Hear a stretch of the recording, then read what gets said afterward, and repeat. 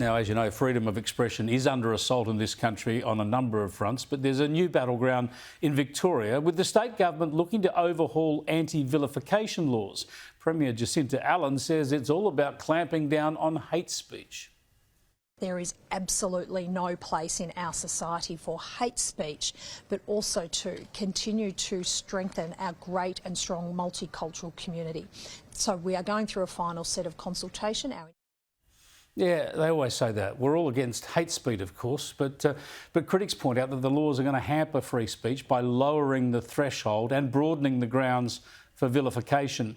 Claire Lehman is the founding editor of Quillette and she's a contributor with the Australian newspaper. Joins me on the set again. Good to see you again, Claire.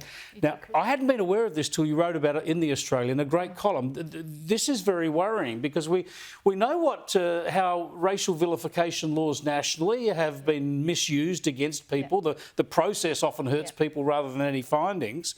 Explain to people how these rules would be expanded under these proposed Victorian laws. So the proposal is that the law will be expanded from race and religion, so you can't vilify anyone according to their race and religion, to you can't vilify anyone according to their sexuality, their sex characteristics, their disability status, and I think it might be mental illness. So this is a problem particularly for women, feminists who don't want to have their bathrooms or change rooms occupied by trans women. Any kind of criticism of trans activists in particular will fall under this legislation. And now the scary thing is that the penalties that are proposed by the Victorian government are 3 to 5 years in jail. Good Lord. And they've lowered the threshold so that you can breach the law.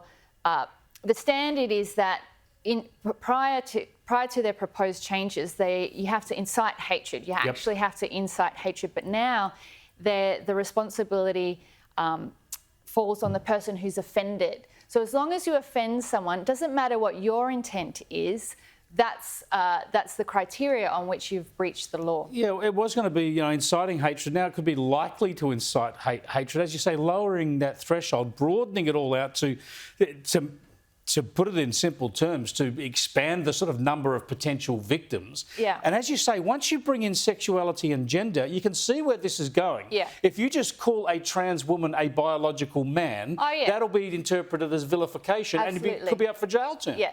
And that's already happening. People are already hypersensitive. They're already making complaints to various commissioners because people just point out.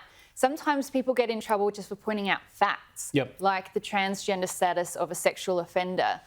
And so these are the kinds of things that people in Victoria are going to get in trouble for, and it's going to be there's going to be a huge chill on speech because people won't even enter the debate if you're risking going to jail for offending someone. And we know how the dampening effect already we're having with laws and also with some of the rules put in place by broadcasting authorities and the like, and just the political correct nature of speech. There's been a real dampening on freedom of speech. We need to be able to debate these issues openly. This is getting worse. Do Victorians know about this, or has it been kept very quiet? I haven't seen much debate at all in the media. I haven't seen anyone in Victoria really coming out and fighting this change to the legislation. Where are the opposition there, the coalition, the Liberal Party? Anywhere to be seen? Asleep at the wheel.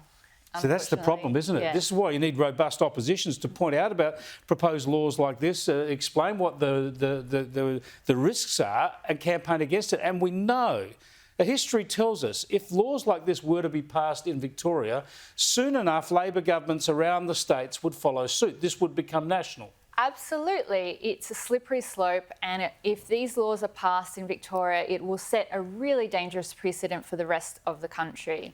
Yeah, well, you've been a campaigner on freedom of speech across a whole lot of areas for a long time, very consistent on it, Claire, so thanks for joining us, I appreciate it. Thanks, Chris. Claire Lehman there from Quillette magazine, and she writes weekly in The Australian.